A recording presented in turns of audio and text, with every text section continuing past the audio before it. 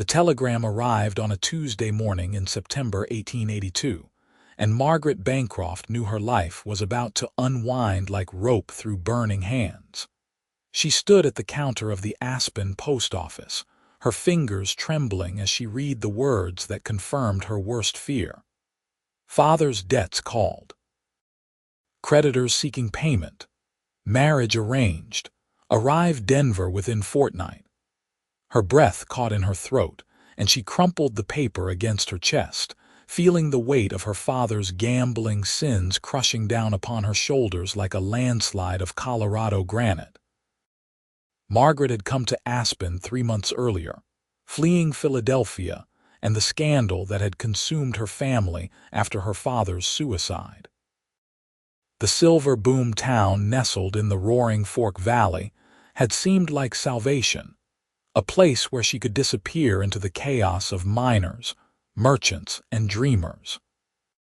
She had taken a position as a schoolteacher, living in a modest boarding house on Durant Avenue, and for the first time in her 22 years, she had tasted something resembling freedom.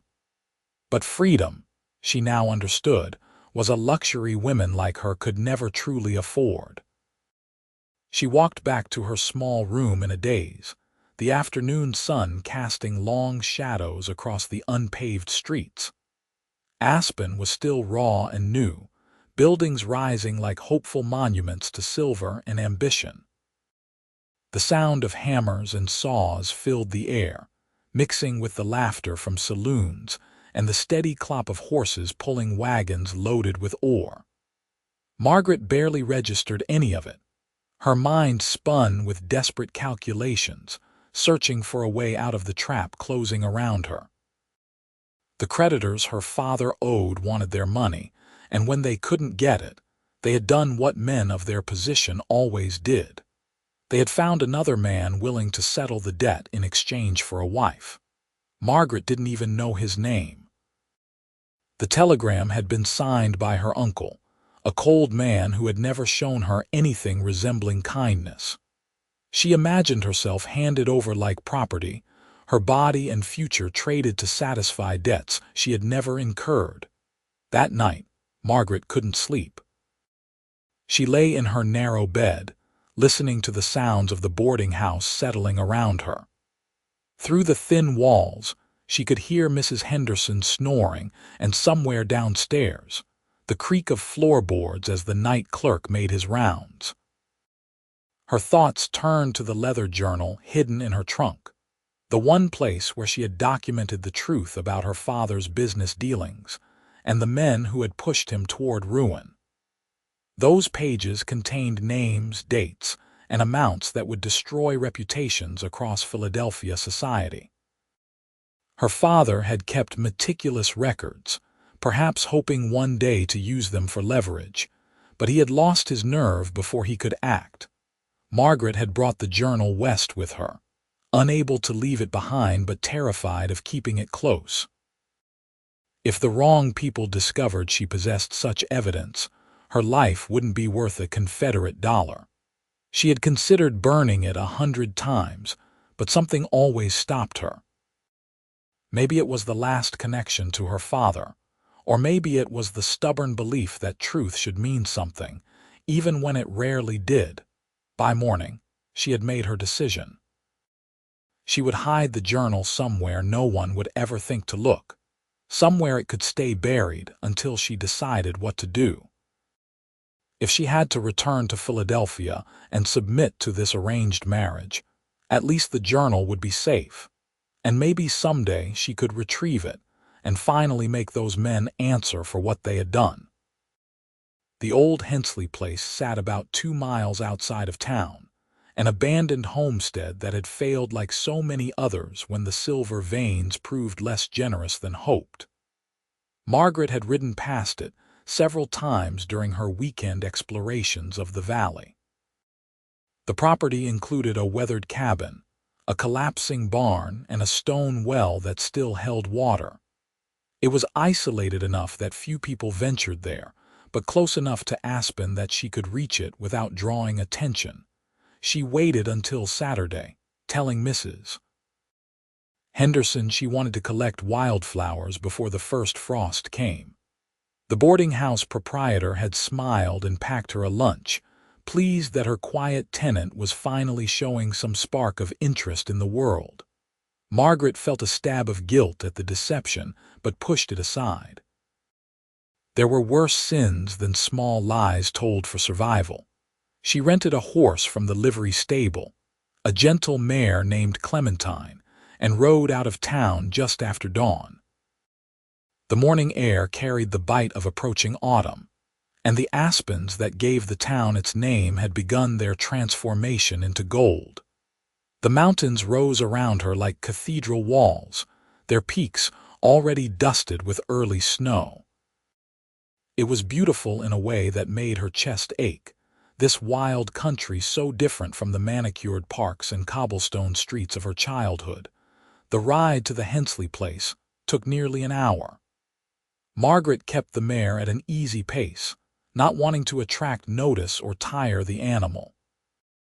When she finally reached the abandoned property, she dismounted and tied Clementine to a fence post that still stood relatively straight. The cabin door hung open on broken hinges, and she could see where animals had made nests in the corners. But the well remained intact, its stone walls solid and the wooden crossbeam still supporting the rope and bucket mechanism. Margaret approached the well and peered down into its depths. The water level was low, perhaps 15 feet down, and she could see her own reflection rippling on the dark surface. She had wrapped the journal in oilcloth and placed it inside a small tin box, sealing everything as carefully as possible. Now she tied the box to a length of rope she had brought, creating a loop that would allow her to lower it part way down the well and secure it to one of the stones jutting from the interior wall. It took several attempts to get the placement right. The box kept swinging when she lowered it, and twice she nearly dropped the whole thing into the water. But finally, she managed to wedge it into a crevice about 8 feet below the surface, hidden from anyone who might glance down but retrievable if she returned with the right equipment. She tested the rope, making sure it would hold, then carefully concealed the end by tucking it behind a loose stone near the well's rim. She was so focused on her task that she didn't hear the rider approaching until a man's voice startled her upright. "That's an interesting place for a picnic." Margaret spun around, her heart hammering against her ribs. A cowboy sat astride a rangy buckskin gelding, watching her with an expression somewhere between curiosity and amusement. He was tall and lean, with dark hair that needed cutting and several days of stubble shadowing his jaw. His clothes marked him as someone who worked for a living: worn denim, a faded shirt, scuffed boots, and a hat that had seen better years. But it was his eyes that caught her attention, a clear gray that seemed to take in everything without judgment. "I wasn't aware this property was occupied," Margaret said, trying to keep her voice steady. Her mind raced through possible explanations for what she was doing, none of them particularly convincing. "It isn't," the cowboy replied, swinging down from his horse with easy grace. "I'm just passing through, heading back to the ranch after checking some fence lines up in the high country. Name's Matthew Lawson." He touched the brim of his hat in a gesture that managed to be both polite and slightly mocking. "Margaret Bancroft." She wiped her dusty hands on her skirt, acutely aware of how she must look, disheveled and guilty. "I teach at the school in town." "I've heard of you," Matthew said, walking closer. His horse followed without needing to be led, a sign of long partnership between man and animal. "Folks say you're doing good work with the children. Some of them never had proper schooling before." "I do my best." Margaret positioned herself between Matthew and the well, as if her body could somehow shield the secret she had just hidden. "I should be getting back. I told my landlady I wouldn't be gone long." Matthew's gaze drifted past her to the well, then back to her face. Something in his expression shifted, became more guarded. That well isn't safe, you know. The stones are loose in places. Wouldn't want you falling in while you're out here alone." "I'll be careful," Margaret said. She moved toward Clementine, eager to leave before this stranger started asking questions she couldn't answer. But Matthew stepped into her path, not threatening exactly, but deliberately blocking her route to the horse. "Miss Bancroft, I don't know what business brought you out here, and it's not my place to ask. But this is rough country, and a woman alone can run into trouble faster than a prairie fire in dry grass. If you're in some kind of difficulty, there might be folks who could help." Margaret met his eyes, seeing genuine concern there along with the curiosity. For a moment, she was tempted to tell him everything, to unburden herself to this stranger who had no reason to care about her problems. But years of training in keeping family secrets, locked tight, held her tongue. "I appreciate your concern, Mr. Lawson, but I assure you I'm perfectly fine. I simply wanted some time away from town, that's all." He studied her for a long moment, and Margaret had the uncomfortable sensation of being read like one of the primers she taught from. "All right," he finally said, stepping aside. "But if you do need help, you can find me at the Double L Ranch. It's about 5 miles northwest of town, up near Maroon Creek. Any of the locals can point you in the right direction." "Thank you," Margaret said, moving quickly to untie Clementine. She mounted with more haste than grace, aware of Matthew's eyes on her the entire time. "Good day, Mr. Lawson." She rode away without looking back, but she could feel his gaze following her until she crested the first ridge and dropped out of sight. Her hands shook on the reins, and she had to stop after a mile to catch her breath and calm her racing heart. The encounter had shaken her more than she wanted to admit. Something about Matthew Lawson suggested he was a man who noticed things, who could piece together puzzles from fragments most people would overlook. The next week passed in a blur of tension. Margaret went through the motions of teaching, hearing lessons and correcting slates, but her mind remained elsewhere. She expected another telegram any day, or worse, the arrival of her uncle himself to drag her back to Philadelphia. Every knock on the boarding house door made her jump, and she slept poorly, waking from dreams where she was trapped in dark places with walls closing in. On Thursday afternoon, as she was dismissing her students for the day, Matthew Lawson appeared in the schoolhouse doorway. Several of the children called greetings to him, clearly familiar with the cowboy, and he responded with easy warmth that surprised Margaret. He waited until the last child had scampered out before approaching her desk. "Mr. Lawson," Margaret said, gathering her papers with hands that wanted to tremble. "Is there something I can do for you?" "I wanted to apologize if I startled you the other day," Matthew said, turning his hat in his hands. "I've been thinking about it, and I realized I probably came across as interfering in matters that weren't my concern." "That's very kind of you, but unnecessary," Margaret replied. She focused on organizing her desk, unable to meet those perceptive gray eyes. "I had already forgotten about it." "Had you?" Matthew's tone suggested he didn't believe her for a second.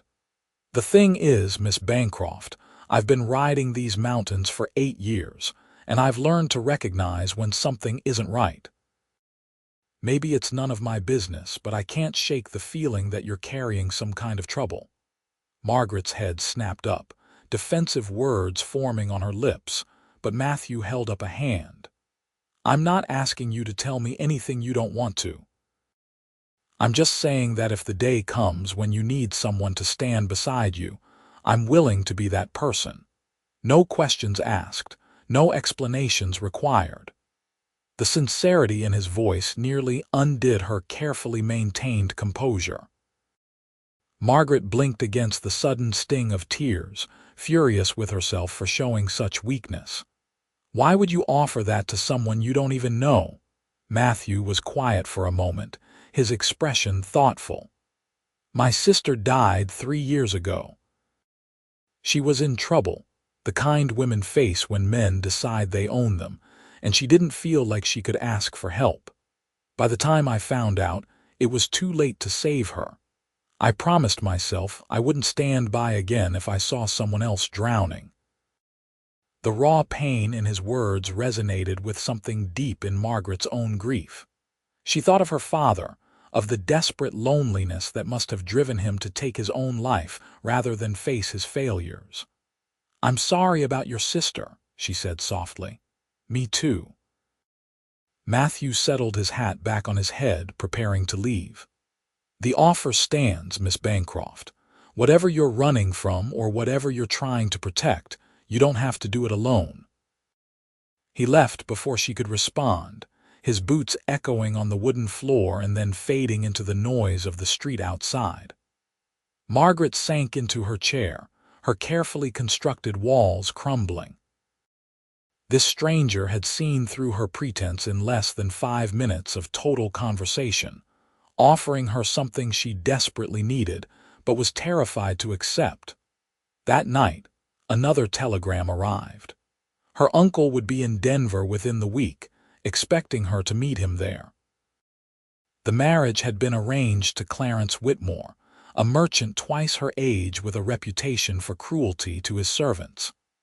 Margaret stared at the words until they blurred, nausea rising in her throat.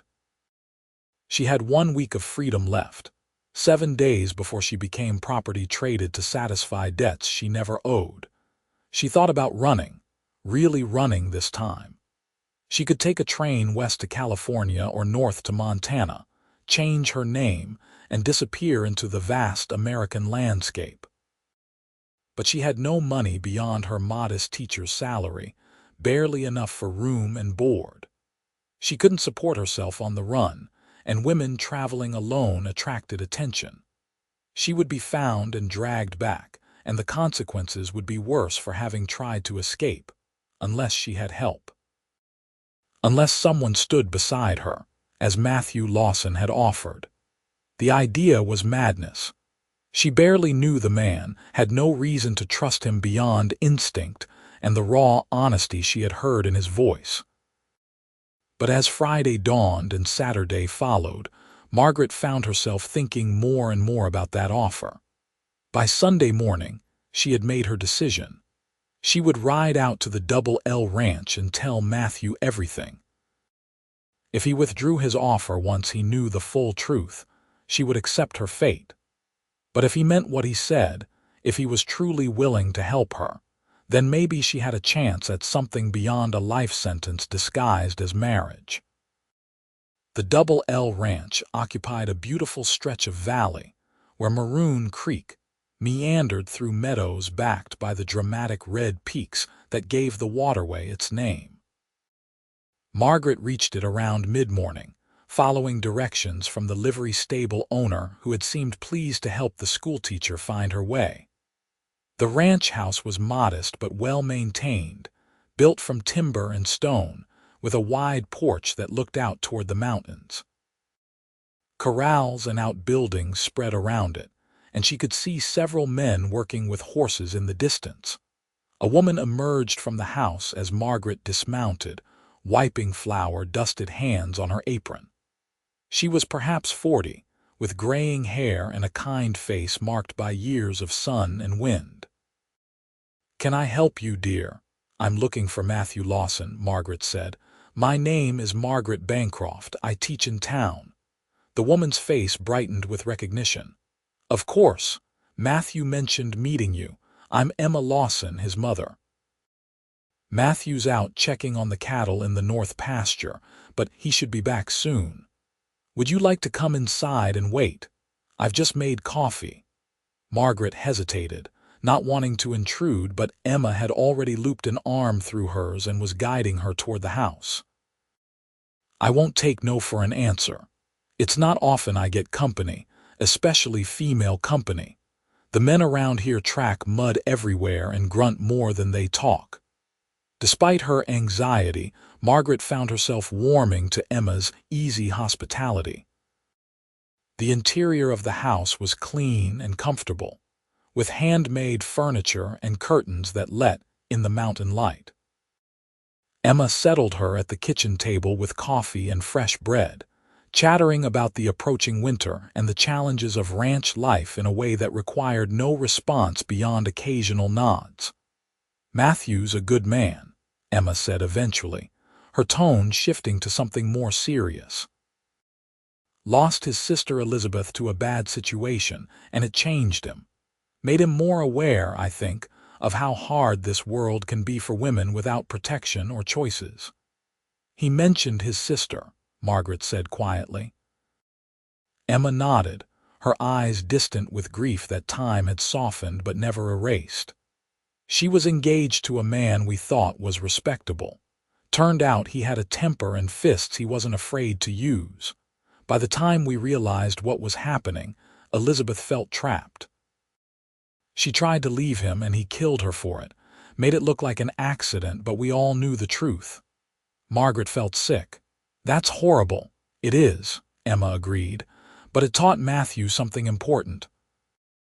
He learned that sometimes the best thing you can do is offer someone a way out before it's too late." She leaned across the table, her gaze direct and knowing.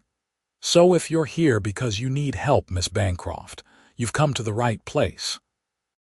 Before Margaret could respond, the sound of hoofbeats announced Matthew's return.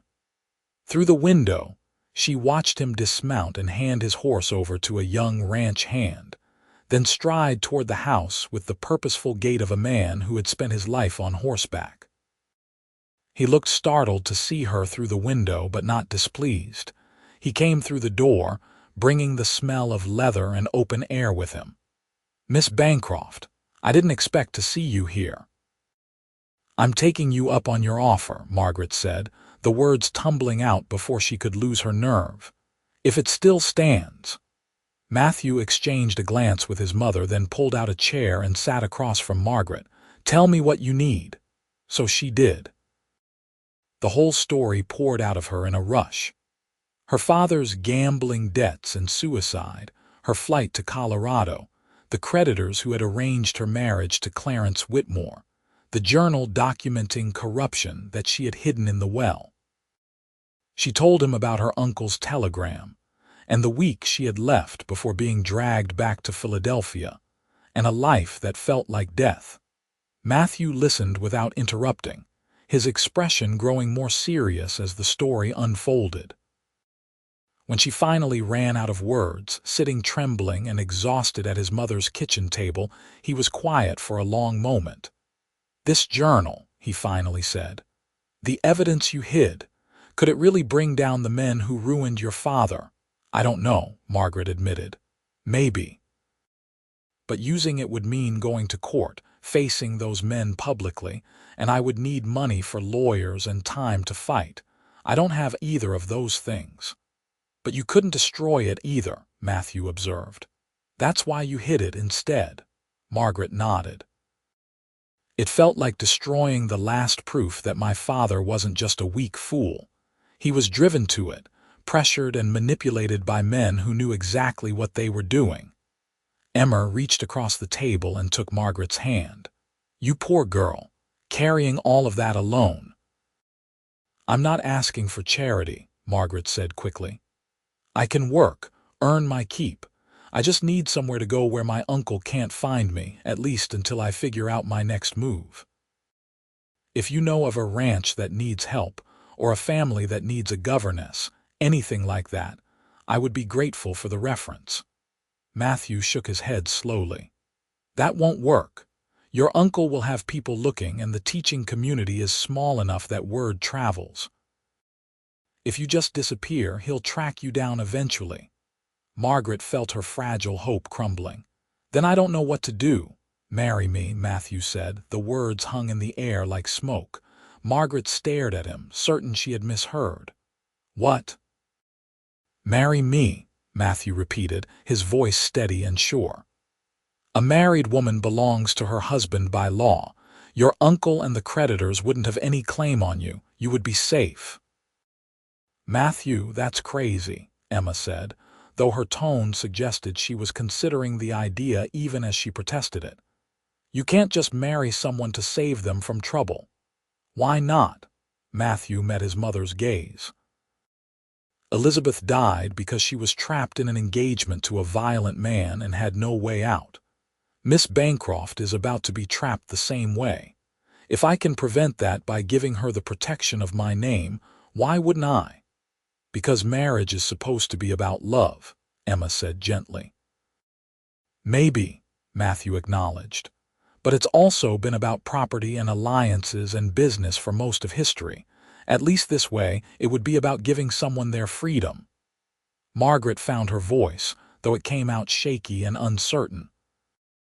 "Mr. Lawson, I can't let you sacrifice yourself like that. Marriage is supposed to be for life. You would be bound to a stranger because of my problems." Matthew turned those gray eyes on her, and she saw steel beneath the kindness. "I'm 30 years old, Miss Bancroft. If I was going to marry for love, I probably would have done it by now. Most of the women around here are already spoken for or not interested in a rancher who spends half his life in the mountains. But I need help running this place, and you need protection. Seems like we could help each other." "But you don't know me," Margaret protested, even as part of her mind was already calculating the possibilities. "What if I'm terrible to live with? What if we can't stand each other?" "Then we'll figure it out," Matthew said simply. "People have built marriages on a lot less than mutual respect and common cause. At least we would be going into it honestly, knowing what we're agreeing to." Emma stood and moved to the stove, refilling her coffee cup with hands that trembled slightly. "If you do this, folks will talk. They'll wonder why the courtship was so quick." "Let them wonder," Matthew said. "Half the marriages in the territory started with less than a week's acquaintance. Mining camps and frontier towns don't exactly allow for long engagements." Margaret's head spun with the speed at which her life was pivoting. This morning, she had been resigned to a future of misery. Now, this man she barely knew was offering her an escape so unexpected she could hardly process it. "Why?" she asked. "Why would you really do this for me?" Matthew was quiet for a moment, his gaze drifting to the window and the mountains beyond. "Because I know what it's like to live with regret. To know you could have acted and didn't, and someone suffered because of your inaction. I can't bring Elizabeth back, but I can stand between you and the men trying to take your freedom. That seems like reason enough." The sincerity in his voice convinced her where logic couldn't. This wasn't a romantic gesture or a man trying to take advantage. It was someone who had been broken by loss and had found a way to make meaning from the pieces. "If I agree," Margaret said slowly, "I need you to understand that I won't be a real wife in all ways. Not immediately. I don't know you well enough for that." "Understood," Matthew said without hesitation. "We'll figure out the rest as we go. You'll have your own room, your own space. This marriage will be whatever we make it." Emma set her coffee cup down with a decisive clink. "Well, if you're both determined to do this fool thing, we better do it right. The preacher comes through town every Sunday. We can have him perform the ceremony next week before your uncle arrives. That gives us 7 days to make this look real." 7 days. Margaret felt dizzy with the compression of time, her entire future being rewritten in the span of a morning. But as she looked at Matthew's calm, steady face and Emma's determined expression, she felt something she hadn't experienced in months. Hope. Fragile and terrifying, but real. "All right," she heard herself say. "I'll marry you." The week that followed was a whirlwind of preparation that left Margaret's head spinning. Emma took charge with the efficiency of a general organizing troops, ensuring that every detail would withstand scrutiny from gossips and investigators alike. Margaret moved her few belongings from the boarding house to the ranch, explaining to a delighted Mrs. Henderson that she had been courting Mr. Lawson quietly, and they had decided to marry. The lie tasted sour on her tongue, but the boarding house proprietor accepted it with romantic enthusiasm, already spreading the news through town. Matthew treated the whole arrangement with practical calm, making space for Margaret in the ranch house and introducing her to the rhythms of life in the mountains. She met the ranch hands who worked for him, a rotating crew of cowboys and seasonal workers who seemed to regard their boss with genuine respect. The permanent staff consisted of 3 men: an older cowboy named Pete, who had been with the family for decades, a young hand named Charlie learning the trade, and a quiet half-Cheyenne man named Joseph, who handled the horses with uncanny skill. They were polite to Margaret, but clearly uncertain what to make of this sudden bride appearing out of nowhere. She couldn't blame them. The whole situation defied normal courtship patterns, and she knew they were wondering what the real story was. But Matthew's steady acceptance of her presence set the tone, and gradually the men relaxed around her. Margaret spent her days helping Emma with the endless work of running a ranch household, learning to cook for a crew of hungry men and manage supplies for the coming winter. It was harder physical labor than teaching, leaving her exhausted by evening, but there was something satisfying about the tangible results. Bread baked, clothes mended, meals served. Small accomplishments that built a life. In the evenings, she and Matthew sat on the porch and talked, learning each other in careful increments. He told her about growing up in Missouri and coming west after the war, building the ranch from nothing with his father who had died 5 years ago. She told him about her childhood in Philadelphia society, the endless rules and expectations that had shaped her into someone decorative but ultimately powerless. They were from different worlds, but exile and loss had given them common ground. What happens when your uncle comes looking for you? Margaret asked on the 4th evening, voicing the fear that kept her awake at night. "We tell him the truth," Matthew said. "You met someone, fell in love, and got married. He can't force a married woman to leave her husband, not without legal grounds, and we'll make sure he doesn't have any. He'll be angry, he might cause trouble. Let him try." There was steel beneath Matthew's mild tone. "This is Colorado territory, not Philadelphia. Men who try to force women into things they don't want tend to meet resistance out here." Margaret wanted to believe him, but years of being taught her own powerlessness made it hard to trust that any escape could be so simple. Still, as the week progressed and the wedding drew closer, she began to allow herself to imagine a future beyond fear.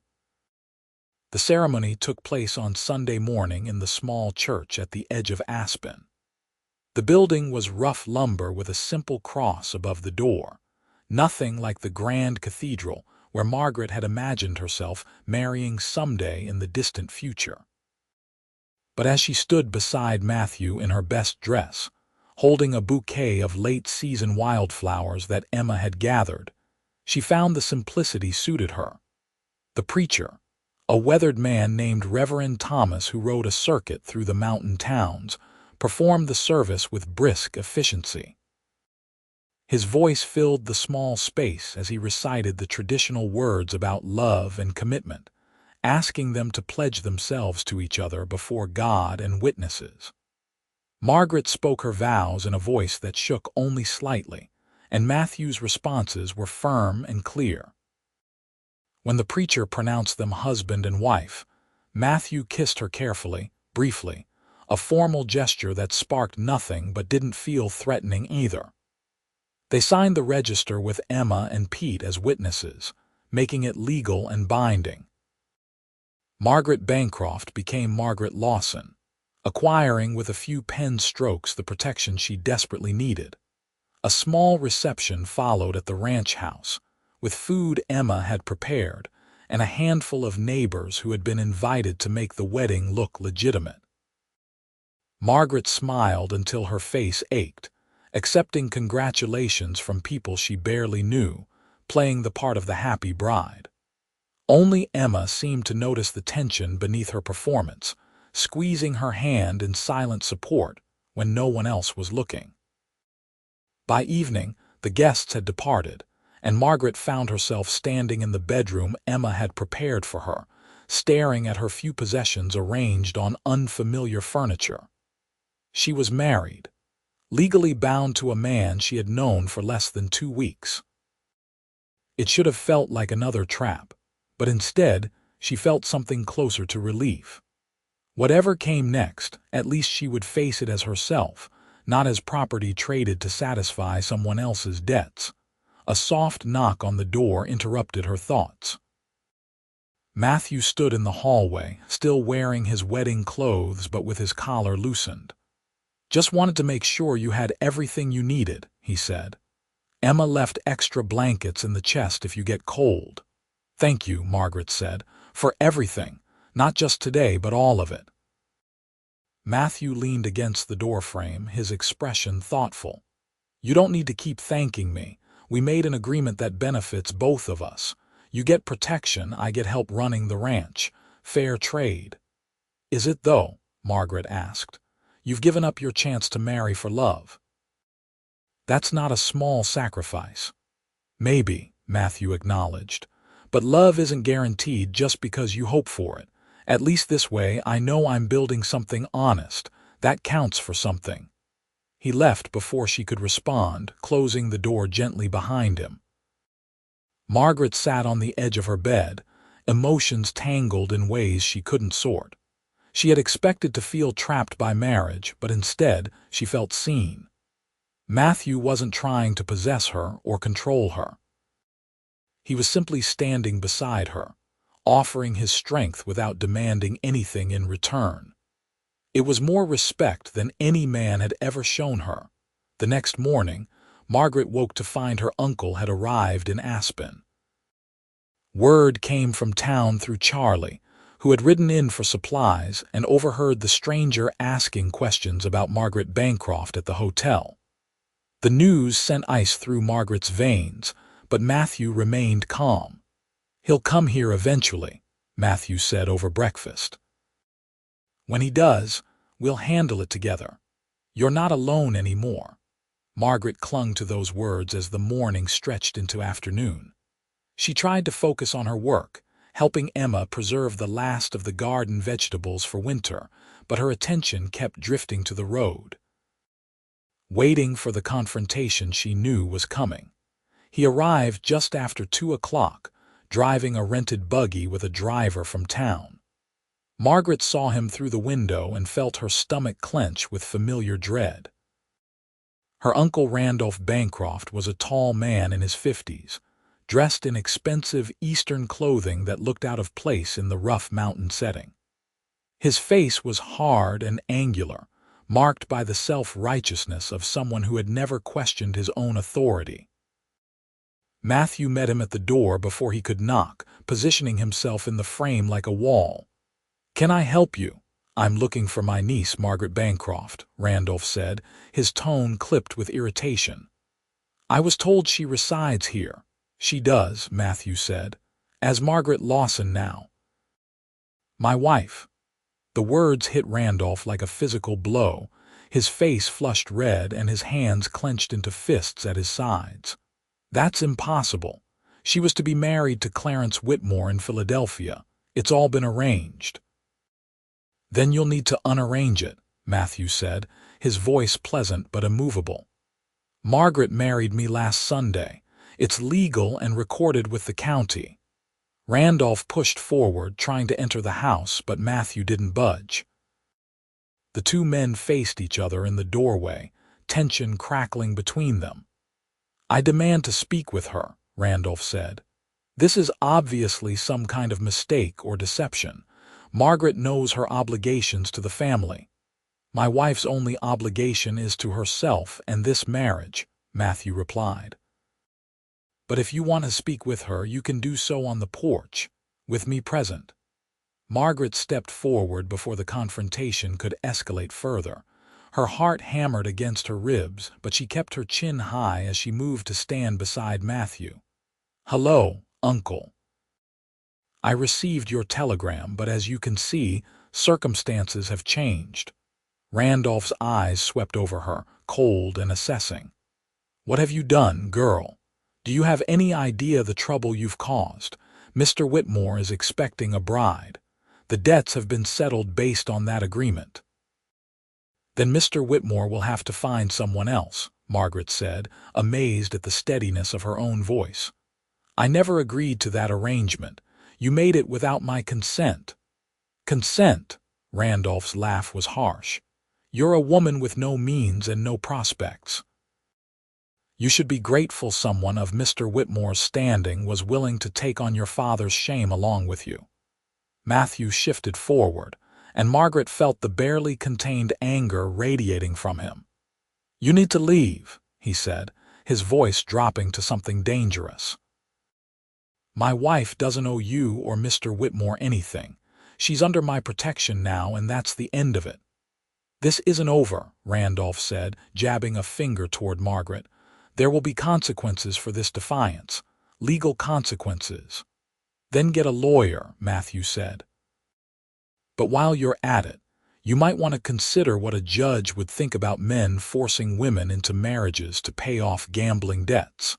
I don't think Colorado courts look kindly on that sort of thing. Randolph sputtered, his face going even redder, but he seemed to recognize he had lost this battle. He turned back toward his buggy, then paused. You always were weak, just like your father, running away from responsibility, thinking you can escape your obligations. But the world doesn't work that way, Margaret. Sooner or later, your choices catch up with you. He climbed into the buggy and snapped at the driver to leave. Margaret watched him go, trembling with the aftermath of confrontation. Only when the buggy disappeared down the road did she allow herself to sag against the porch railing, breath coming in shaky gasps. Matthew's hand settled on her shoulder, warm and steady. You did good, he said quietly. That took courage. I was terrified, Margaret admitted. Being scared and doing it anyway is what courage is, Matthew replied. He's gone now, and he knows he can't force you back. Emma emerged from the house where she had been listening, wrapping Margaret in a fierce hug. That man is poison. Good riddance to him and his schemes. But Margaret couldn't fully celebrate yet. He mentioned legal consequences. What if he finds a way to challenge the marriage? He won't, Matthew said with confidence. We did everything legally. And even if he tries, any judge worth his gavel will see through what he was attempting. Arranged marriages to settle debts might work in Philadelphia society, but out here, courts tend to side with the woman in cases like this. Margaret wanted to believe him, but the fear that had governed her life for so long was hard to shake. That night, she lay awake in her room, listening to the sounds of the ranch settling around her and wondering when the next threat would emerge. But as days passed and nothing happened, she began to relax incrementally. Randolph had left town according to reports from Aspen, presumably returning to Philadelphia to explain his failure. No lawyers appeared demanding to contest the marriage.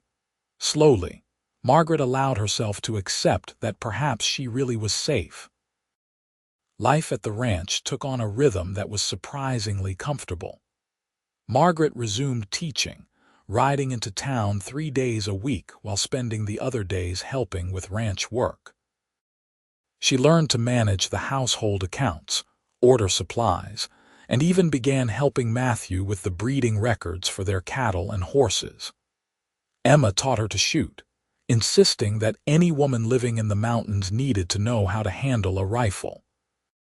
The work was endless and often exhausting, but Margaret found satisfaction in it. For the first time in her life, she was contributing something tangible, building rather than simply ornamental. Her hands grew calloused, her skin tanned despite wearing a bonnet, and she discovered muscles she never knew she had. But she also discovered strength, both physical and internal. Her relationship with Matthew remained carefully polite, two people sharing space and work, but maintaining emotional distance.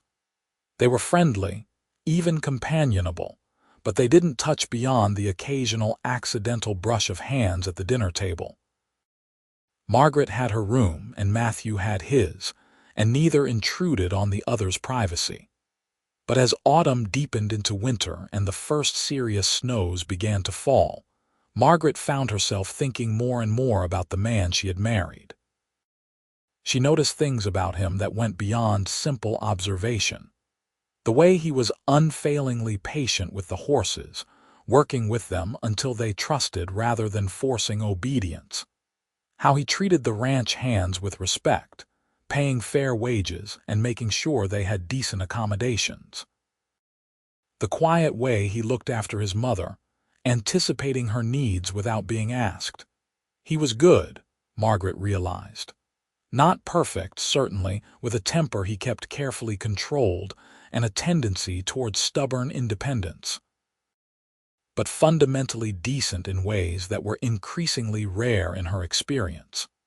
She caught herself watching him sometimes as he worked, admiring the competent way he moved through the world, and had to look away before he noticed. Winter closed around the ranch like a fist, trapping them all in close quarters as snow piled high and temperatures dropped below anything Margaret had experienced in Philadelphia. The work changed, but didn't stop, now focused on feeding livestock and keeping everyone warm. Margaret spent long hours in the kitchen with Emma, baking and cooking for the men who took shifts dealing with the cold. On a particularly brutal evening in January 1883, a blizzard howled around the house with such force that conversation became difficult over the wind. Matthew and Pete had been out checking on the cattle and came back half frozen, stamping snow from their boots and huddling close to the stove. Margaret served them hot coffee and stew, worried by how pale Matthew looked beneath his tan. "We lost a few head," he told his mother grimly. "Found them in a drift up near the north fence. Couldn't get them out." Emma sighed but didn't waste time on recriminations. "How many? 5 that I could see. Might be more once the storm clears and we can search properly." It wasn't a catastrophic loss, but Margaret had learned enough about ranching to know that every animal counted, especially going into the lean months of late winter. She saw the tension in Matthew's shoulders, the weight of responsibility he carried for the ranch and everyone who depended on it. That night, unable to sleep as the wind screamed outside, Margaret found herself leaving her room and moving through the dark house toward the kitchen. She wasn't surprised to find Matthew already there, sitting at the table with a lantern burning low and a cup of something stronger than coffee in his hand. "Couldn't sleep either?" he asked as she entered. "The wind makes it difficult," Margaret said, settling into a chair across from him. "That and worrying about tomorrow." "Tomorrow will come regardless," Matthew said, but there was weariness in his voice that spoke to his own concerns. "Winter always tests us. We do our best and accept what we can't control." Margaret studied his face in the lamplight, seeing the lines of stress and fatigue that hard seasons had carved there. "You carry a lot," she observed quietly. "Taking care of the ranch, your mother, the men who work for you, and now me, with all the complications I brought." "You're not a complication," Matthew said, meeting her gaze. "You're part of this place now, same as anyone else, maybe more." "What do you mean?" Margaret asked. Matthew was quiet for a long moment, turning his cup in his hands. "I mean that somewhere along the way this arrangement stopped feeling like just an arrangement, at least for me." Margaret's breath caught. "Matthew, I'm not asking for anything," he said quickly. "I know what we agreed to. But I wanted you to know that when I look at you now, I don't see someone I'm protecting out of obligation. I see someone I'm grateful to have in my life. Someone who makes this place feel more like a home." The honesty in his words cracked something open in Margaret's chest. She had been so focused on maintaining emotional distance, protecting herself from more hurt, that she hadn't let herself acknowledge what had been growing between them. But now, sitting in the warm kitchen while the storm raged outside, she couldn't deny it anymore. "I feel it too," she admitted, the words barely above a whisper. "I didn't expect to. I thought I was too broken for anything like this. But you make me feel safe in ways I never have before. Not just physically safe, but safe enough to be myself." Matthew reached across the table, and Margaret met him halfway, their fingers intertwining in the lamplight. His hand was calloused and warm, solid and real. "Then maybe we should stop pretending this is just a practical arrangement," he said. "Maybe we should admit that it's become something more." Margaret felt tears prickling at her eyes, but they were good tears this time, not born from grief or fear. "I don't know how to do this," she confessed. "I never learned how to love someone freely without it being twisted up in duty or expectation." "Then we'll learn together," Matthew said simply. "No rush, no pressure. We'll figure it out as we go, same as everything else." They sat like that for a long time, hands linked across the table while the storm howled outside. It wasn't a dramatic moment or a passionate declaration, but it felt like the most significant thing Margaret had ever done. She was choosing to trust, to open herself to the possibility of love, despite all the ways she had been hurt. And Matthew was meeting her in that vulnerable space with patience and respect that made her throat tight with emotion. When they finally returned to their separate rooms, as dawn began to gray the windows, something fundamental had shifted between them. They were no longer two strangers bound by legal convenience. They were partners building toward something real, taking careful steps into unknown territory together. The winter months that followed were hard ones for the ranch. The losses from the blizzard proved worse than initially feared, and supplies ran lower than was comfortable as the snows prevented trips to town. But the hardship also drew everyone closer, creating bonds forged in shared struggle. Margaret found herself part of the rhythm of ranch life in ways she never had been before, her opinions sought and valued by Matthew when decisions needed to be made. She and Matthew grew closer incrementally, learning each other through small daily intimacies. He taught her to read the weather in the clouds and the behavior of the animals. She taught him passages from books she loved, reading aloud by the fire in the evenings. They talked about their dreams and fears, excavating the experiences that had shaped them into who they were. In late February, on a clear night when the stars seemed close enough to touch, Matthew invited Margaret to walk with him despite the cold. They bundled in coats and scarves and walked a short distance from the house to where the snow had been cleared enough to see the frozen landscape spreading around them. "I wanted to give you something," Matthew said, pulling a small wrapped package from his coat. "It's not much, but I saw it in town last week and thought of you." Margaret unwrapped it to find a beautiful leather-bound journal, the kind she had left behind in Philadelphia when she fled. "Matthew, this is lovely. I know you lost the one you had before," he said. "The one you hid in the well. I thought maybe you might want a new one for better memories." The thoughtfulness of the gesture moved her deeply. "Thank you," she managed, clutching the journal to her chest. "This means more than you know." Matthew reached out and gently cupped her face, his thumb brushing away a tear that had escaped despite her efforts to contain it. "I want you to be happy here, Margaret, not just safe, but truly happy. You deserve that." "I am," she whispered, "happier than I ever thought I could be."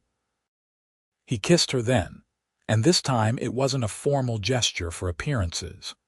It was real and warm and full of promise, tasting of possibility and hope. Margaret kissed him back, pouring into it all the emotions she had been carefully guarding, letting herself finally believe that this was real and she was allowed to have it. When they pulled apart, both were breathless and smiling.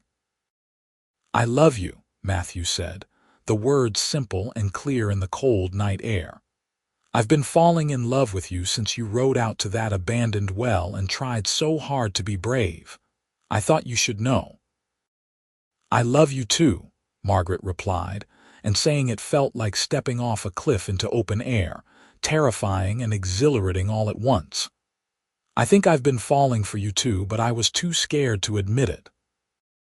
They stood together under the winter stars, holding each other against the cold, and Margaret felt something settle in her chest.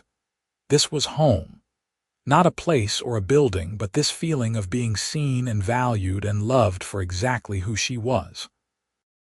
Spring came late to the high country, but when it finally arrived, it transformed the valley into something magical. Wildflowers carpeted the meadows, and the aspens leafed out in brilliant green. The cattle moved to high pasture, and the ranch hummed with activity as everyone worked to make up for the lost winter months. Margaret and Matthew's relationship continued to deepen, though they took their time with physical intimacy, both scarred in different ways and needing to rebuild trust carefully. But gradually, over weeks and then months, they moved from separate rooms to a shared bed, from careful politeness to genuine passion. Margaret discovered that intimacy could be joyful when built on respect and love rather than duty or possession. Emma watched them with visible satisfaction, pleased to see her son finally happy in ways he hadn't been since losing Elizabeth.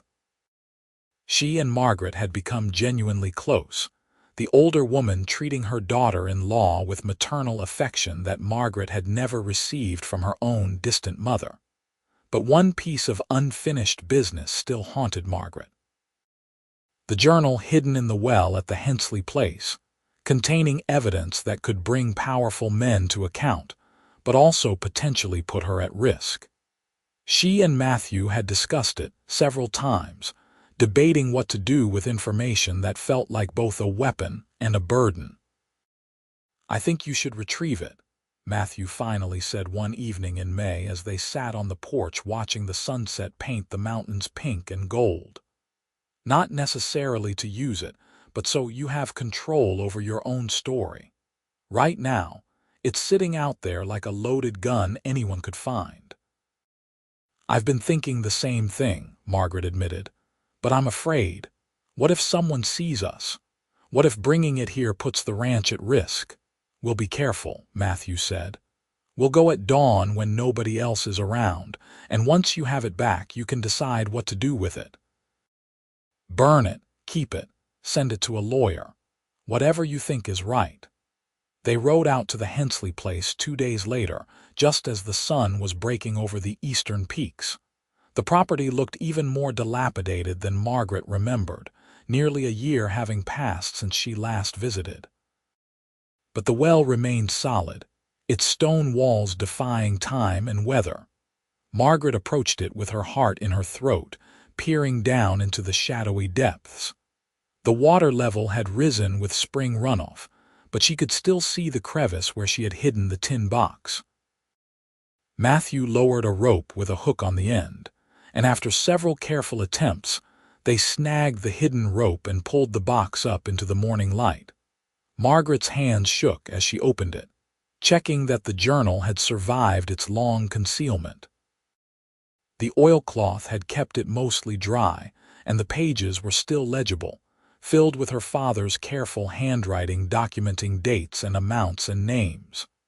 Looking at it now, she felt a complex mix of emotions: grief for her father and the desperation that had driven him, anger at the men who had exploited him, but also a strange sense of closure. "What do you want to do with it?" Matthew asked gently. Margaret held the journal, feeling its weight both physical and metaphorical. She thought about revenge and justice, about the satisfaction of bringing down the men who had destroyed her family. But she also thought about the cost of such a fight, the years it could consume and the danger it would bring. "I want to send it to a lawyer," she said slowly. "But not to pursue charges myself. I want to send it anonymously, Let someone else decide if there's enough evidence to build a case. That way the truth is out there, but I'm not the one carrying the burden of proving it." Matthew nodded, understanding in his eyes. "That sounds wise. There's a lawyer in Denver I trust, someone who handles complex financial cases. I can send it through him, make sure it gets to the right people without connecting back to you directly." Relief flooded through Margaret. "Thank you for understanding that I need to do this, but also that I don't want it to consume my whole life. Your father's mistakes and those men's crimes don't define you," Matthew said, pulling her close. "You get to decide who you are and what you do with your life. And whatever you decide, I'll stand beside you." They rode back to the ranch with the journal secured in Margaret's saddlebag, the last physical tie to her old life and the secrets she had carried. That afternoon, they carefully packaged it with a letter explaining its contents and sent it via trusted courier to the Denver lawyer Matthew knew. It would take time for anything to come of it, if anything came at all, but at least Margaret had done what she could to honor her father's memory and expose the truth. The summer of 1883 was one of the most beautiful Margaret had ever experienced.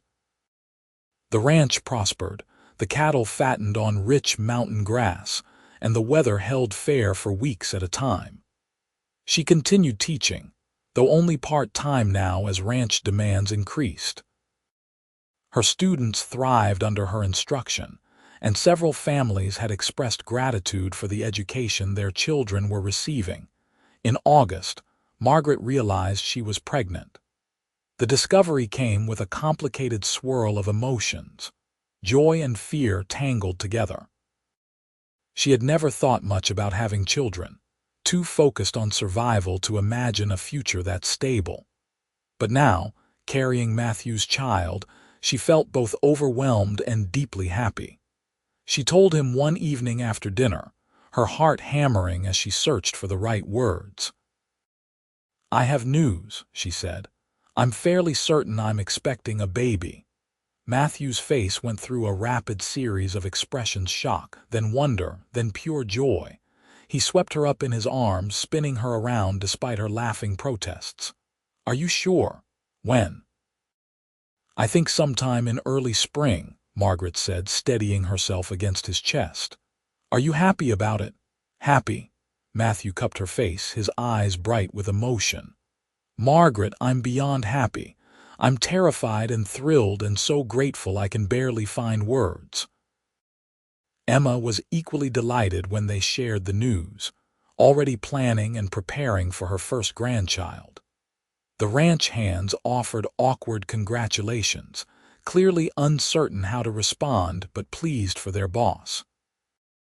The whole household seemed to take on a new energy, working toward this future life that would join them. As autumn approached and Margaret's pregnancy became visible, she found herself reflecting on how dramatically her life had changed in just over a year. She had come to Colorado running from fear and obligation, hiding secrets and expecting the worst.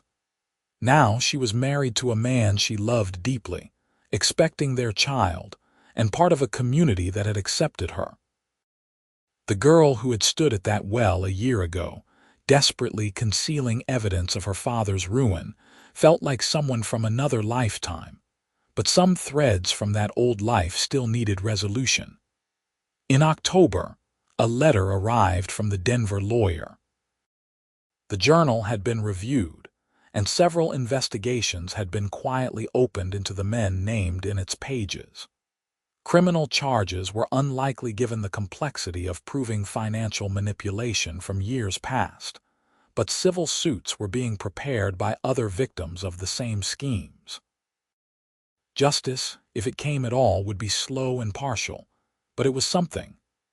"I'm glad I sent it," Margaret told Matthew as they sat together on the porch, her hand resting on her growing belly.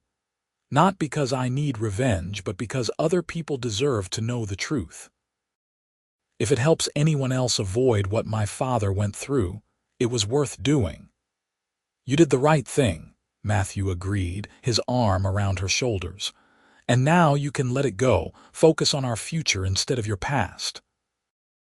The baby arrived in March 1884 during a late winter storm that tested everyone's nerves. Emma served as midwife with experienced competence, while Matthew paced holes in the kitchen floor until his mother finally ordered him outside to make himself useful. After 12 hours of labor that felt both endless and impossibly fast, Margaret delivered a healthy daughter with a powerful set of lungs and her father's gray eyes. They named her Elizabeth Rose, honoring both Matthew's lost sister and the new beginning their family represented. Holding her daughter for the first time, Margaret felt her heart expand in ways she never imagined possible. This tiny person was entirely dependent and entirely trusting, seeing her mother as safety and love incarnate. It was terrifying and beautiful and absolutely perfect. Matthew proved to be a devoted father, endlessly patient with midnight feedings and diaper changes. He spoke to Elizabeth constantly, narrating ranch activities and explaining the world to her as if she could understand every word. Margaret often found them together in the early mornings, Matthew holding their daughter while watching the sunrise and talking about the day ahead. Life settled into new rhythms built around Elizabeth's needs and the eternal demands of the ranch. Margaret reduced her teaching to occasional tutoring, finding that motherhood and ranch work left little time for formal schooling. But she loved this life, loved the concrete reality of raising her daughter and building a home with Matthew. Over the next several years, their family grew.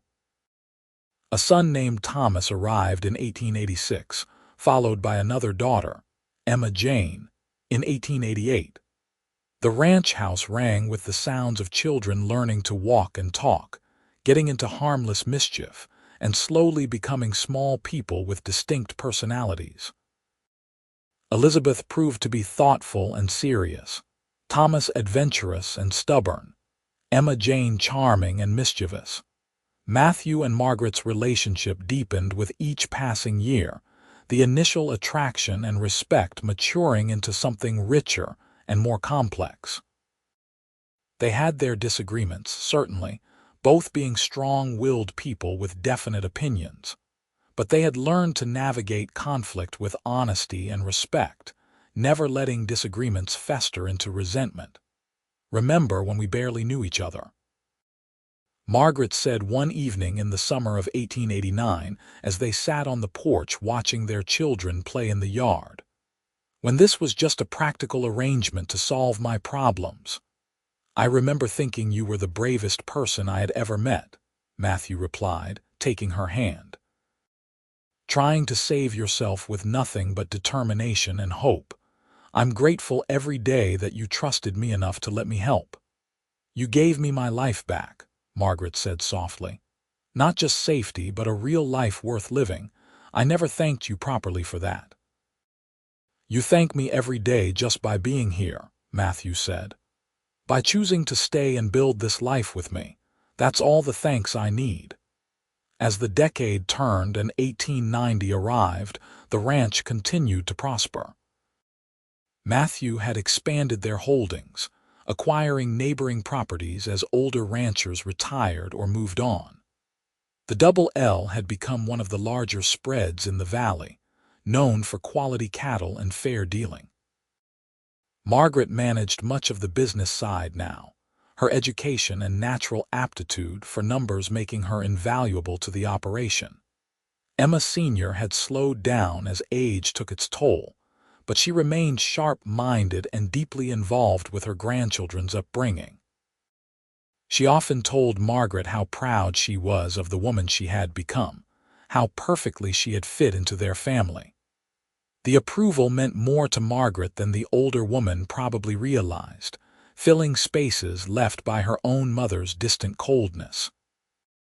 One warm afternoon in June, Margaret made a trip into Aspen for supplies and encountered someone she hadn't seen in years. Randolph Bancroft stood outside the hotel, older and grayer, but still carrying that self-righteous bearing she remembered. For a moment, panic flickered through her, old fears rising despite years of safety. But then she remembered who she was now. Not a frightened girl running from threats, but a woman with a family, a home, and a community that valued her. She straightened her spine and walked directly toward her uncle, meeting his shocked gaze with calm confidence. "Uncle Randolph," she said coolly, "I'm surprised to see you in Colorado." He seemed to struggle for words, clearly not expecting this confrontation. "Margaret, or should I say Mrs. Lawson, I heard you remained in this territory." "I did," Margaret confirmed. "I built a life here, a good one." Randolph's expression twisted with something between bitterness and grudging respect. "I suppose you think you were very clever, escaping your obligations that way." "I think I survived," Margaret corrected. "And I made choices that led to happiness rather than misery. I don't consider that cleverness, just good fortune and the help of good people." "Clarence Whitmore never forgave the embarrassment," Randolph said. "He made sure everyone in Philadelphia knew how you fled rather than honor your family's commitments." Margaret felt a flash of her old fear but pushed it aside. "What Clarence Whitmore thinks of me is irrelevant. I have a husband I love, 3 beautiful children, and work that matters. I don't need Philadelphia society's approval." Something in her words seemed to deflate Randolph's anger. He looked at her properly for the first time, seeing not the frightened girl he remembered but a confident woman who had found her place. "You seem well," he finally admitted grudgingly. "I am," Margaret said simply. "I hope you find your way to whatever brings you peace, Uncle, but my path led me here and I have no regrets about that." She walked away without waiting for his response, feeling lighter than she had in years. The past had been laid to rest, not through dramatic confrontation or revenge, but through the simple act of building a life so full and satisfying that old wounds no longer had power over her. That evening she told Matthew about the encounter. He listened carefully, then pulled her close. "Are you all right?" "I'm fine," Margaret said and meant it. "Better than fine. Seeing him just made me realize how far I've come. I'm not that scared girl anymore. I'm someone strong enough to face my past without flinching." "You always were that person," Matthew said. "You just needed the chance to discover it yourself." As their children grew, Margaret and Matthew made sure to teach them values that mattered: honesty, respect, hard work, and the importance of standing up for those who couldn't stand up for themselves.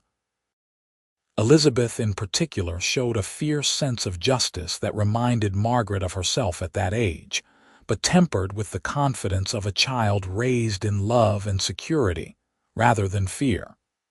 "What do you want to be when you grow up?" Margaret asked her daughter one evening as she tucked her into bed. Elizabeth, now 10 years old and thoughtful beyond her years, considered the question seriously. "I want to help people," she said. "Like you and Papa helped each other.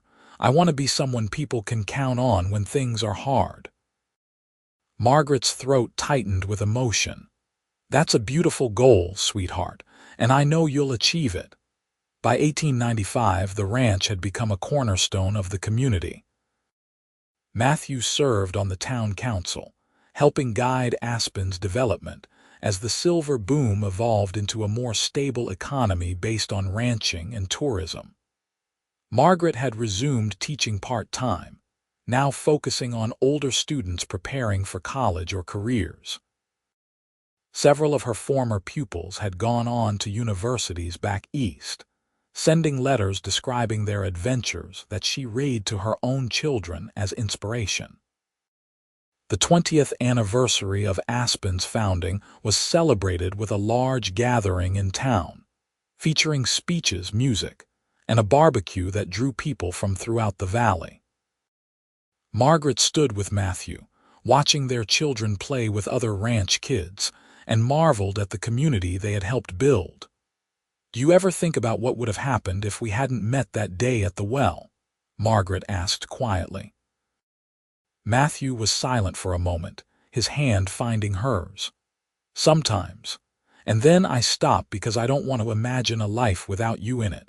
We found each other when we both needed saving. Maybe that's what love is sometimes. Two broken people helping each other become whole. We're not broken anymore, Margaret observed. No, Matthew agreed, smiling. We're not. We're just us together, and that's exactly what we're supposed to be. As the celebration continued around them, Margaret reflected on the journey that had brought her to this moment. She had started running from fear, hiding secrets in the bottom of an abandoned well, certain her life was over before it truly began. But Matthew had found her truth and offered her something precious, the choice to rebuild herself on her own terms. The journal she had hidden was long gone, its secrets either forgotten or pursued by others. But Margaret had learned that some secrets were worth keeping while others needed light to lose their power. She had learned that love built on honesty and respect could heal wounds that seemed permanent. She had learned that home wasn't a place, but a feeling of safety created by people who truly saw you and chose you anyway. The years continued to pass in the pleasant rhythm of ranch life. Thomas proved to have his father's gift with horses and announced at 14 that he wanted to spend his life ranching.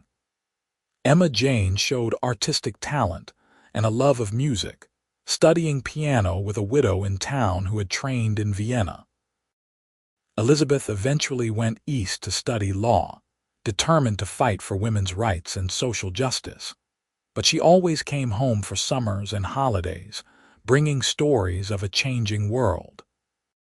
Matthew's hair went gray at the temples, and lines deepened around his eyes, but Margaret thought he only grew more handsome with age.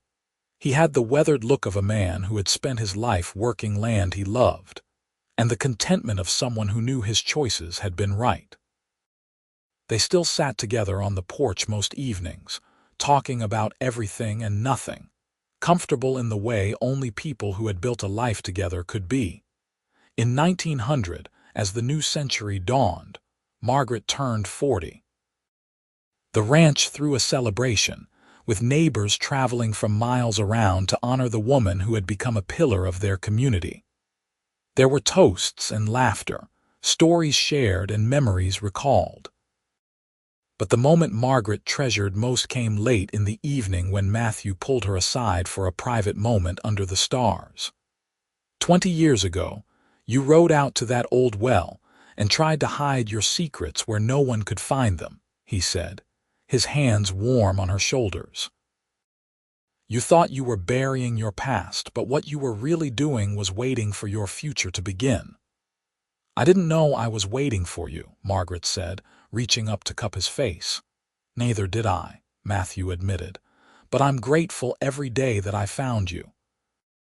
That you trusted me enough to let me stand beside you.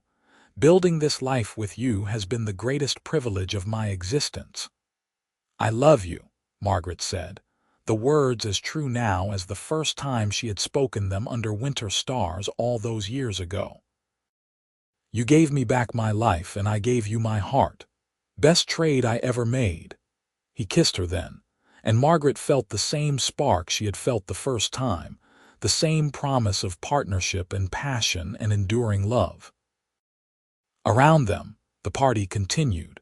Their children and grandchildren, yes. Elizabeth had married and produced a baby girl celebrating the life they had all built together. As the century turned and Colorado transformed from rough territory into established state, the Double L Ranch remained a constant. Margaret and Matthew grew old together with grace, watching their children establish their own lives while maintaining close ties to the land that had shaped them. Thomas took over more of the daily ranch operations, proving himself a worthy successor to his father's legacy. Emma Jane married a teacher from Denver and settled in town, teaching music to the next generation. Elizabeth became a successful lawyer in San Francisco, fighting for women's suffrage and workers' rights, but she never forgot the lessons learned on the ranch about standing up for justice. Emma Sr. passed peacefully in her sleep in 1902, surrounded by family and content with the life she had lived. Her funeral drew hundreds of people whose lives she had touched through her kindness and strength. Margaret grieved deeply for the woman who had welcomed her without question and taught her what maternal love could look like. But she also celebrated a life well lived and lessons faithfully passed on to the next generation. The secret Margaret had once hidden in the well became family legend, a story told to grandchildren about courage and second chances. The physical journal was gone, its contents having sparked investigations that led to some small measure of justice for her father and others who had been similarly exploited. But the metaphorical weight she had carried for so long had been lifted, replaced by the solid satisfaction of a life chosen freely and lived fully. In the quiet moments, usually on the porch at sunset with Matthew's hand in hers, Margaret sometimes thought about the terrified young woman she had been. That girl who fled Philadelphia with nothing but determination and a leather journal filled with dangerous truths. She wished she could go back and tell that younger self that everything would be all right, that fear wouldn't win, that love and trust would transform her broken pieces into something beautiful. But life didn't work that way. You couldn't go back, only forward, taking each day as it came and doing your best to make choices you could live with.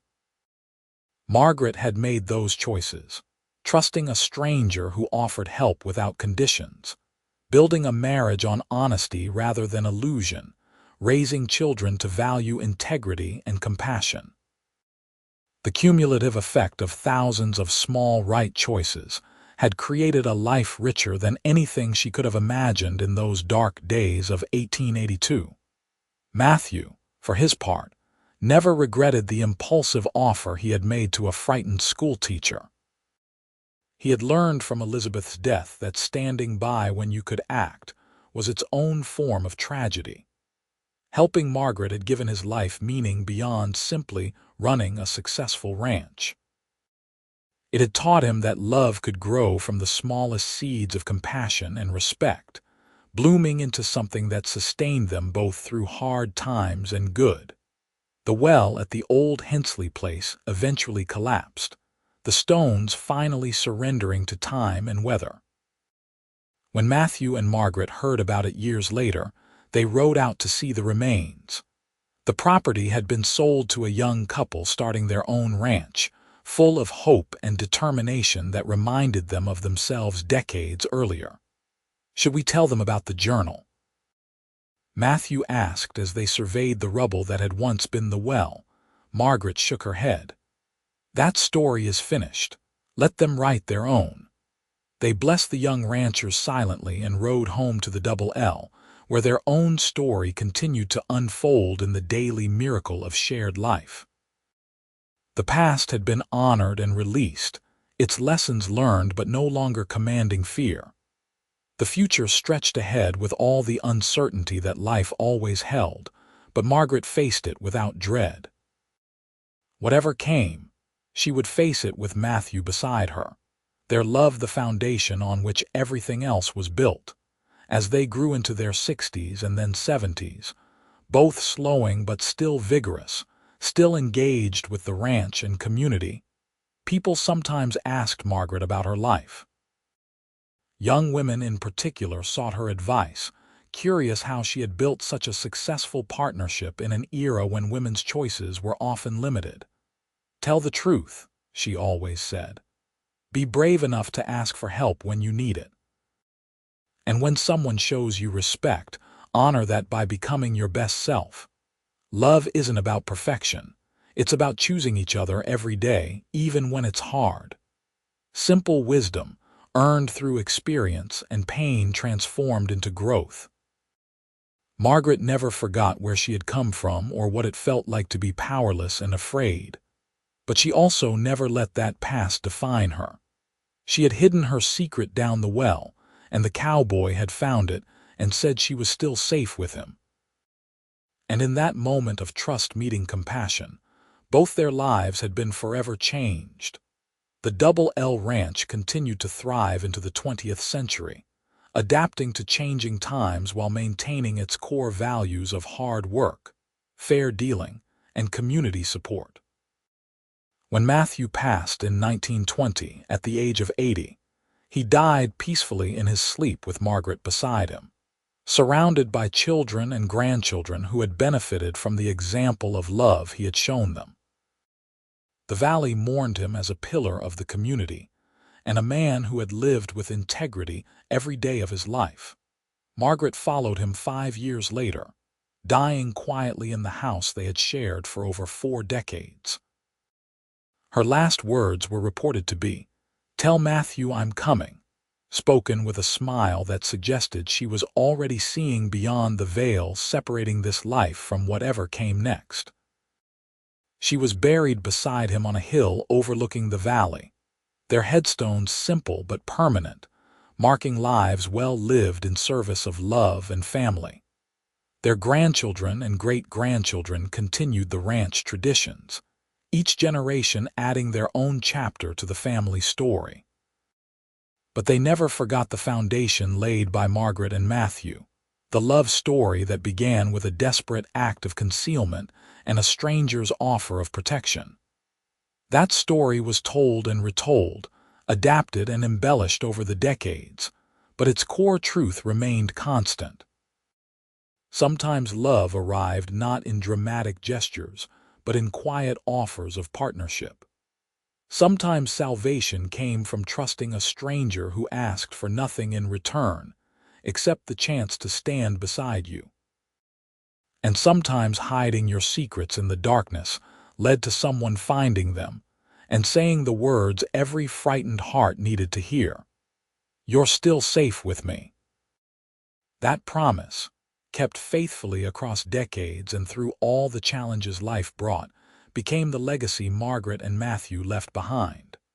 Not wealth or land or accomplishments, though those existed too, but the example of 2 broken people who chose to heal together, who transformed fear into love and secrets into strength, who proved that endings could become beginnings if you were brave enough to accept help when it was offered. The well was gone, collapsed into rubble and memory. The journal had long since served its purpose and been destroyed. But the love those 2 objects had set in motion rippled forward through generations, a gift given freely and received with grace. In the end, that was what mattered most. Not the running or the hiding, not the fear or the pain that drove people to desperate measures, but the courage to trust, the willingness to build, and the enduring power of love to transform everything it touched. Margaret Bancroft Lawson had started her Colorado life hiding secrets and running from forced marriage. She ended it surrounded by love, having created a family and legacy that would endure long after she was gone.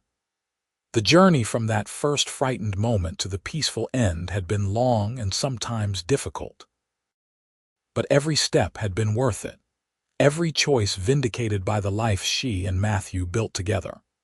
Their story became legend in the Roaring Fork Valley, told around winter fires and summer cookouts, adapted by each generation to reflect their own times, but never losing its essential truth.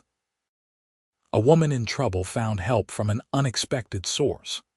A man who had failed his sister found redemption in protecting a stranger. 2 lonely people discovered that love could grow from the smallest seeds of kindness and respect. And a marriage that began as practical arrangement transformed into a partnership that defined both their lives. The mountains remained, eternal and beautiful, watching over the valley where Margaret and Matthew had built their home. The ranch they founded continued to prosper, guided by principles they had established and values they had lived. And somewhere in the stories told by their descendants, in the choices made by people who carried their blood and honored their memory, Margaret and Matthew's love continued to echo forward through time. She had hidden her secret down the well. He had found it and said she was still safe with him. And from that moment of trust and compassion, a love story had bloomed that would be remembered for generations. Not because it was dramatic or tragic, but because it was real. Because it showed that, even in dark times, hope existed. That strangers could become family, fear could transform into courage, and love could heal wounds that seemed permanent. That was the gift Margaret and Matthew gave to everyone who knew their story. The reminder that it was never too late to choose differently, to trust again, to build something beautiful from broken pieces. Their love had been tested by time and hardship and loss, but it had endured because it was founded on truth rather than illusion. They had seen each other clearly from the beginning, accepted what they found, and chosen to walk forward together. In the end, that was enough. More than enough. It was everything. And as the years rolled forward and the 20th century gave way to the 21st, as Colorado transformed from frontier to modern state, as the world changed in ways Margaret and Matthew could never have imagined, their story remained. A testament to the enduring power of love built on respect, trust earned through action, and the courage to believe in possibility even when fear suggested otherwise. The secret was long revealed, its power dissipated by time and truth. The well had collapsed, returning to the earth from which it was built. But the love that began when a desperate woman met a compassionate stranger endured, immortal and true, proving that some foundations could weather any storm. Margaret and Matthew Lawson had built something that lasted, not despite the difficult beginning but because of it.